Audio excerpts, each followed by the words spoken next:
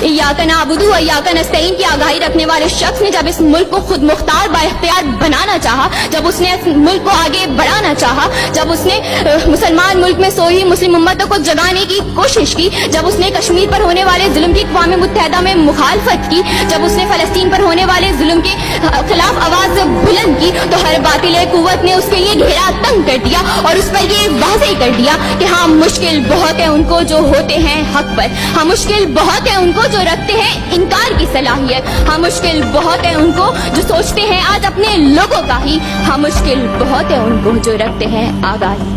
हम ताकतवर बहुत है, डट जाओ जितना डट सको।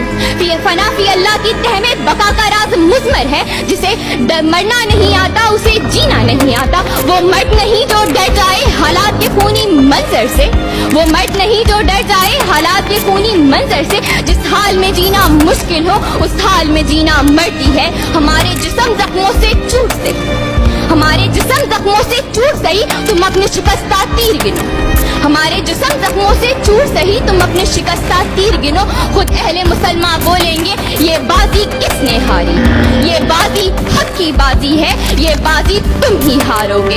घर घर से मुजाहिद निकलेगा, तुम कितने मुजाहिद मारोगे।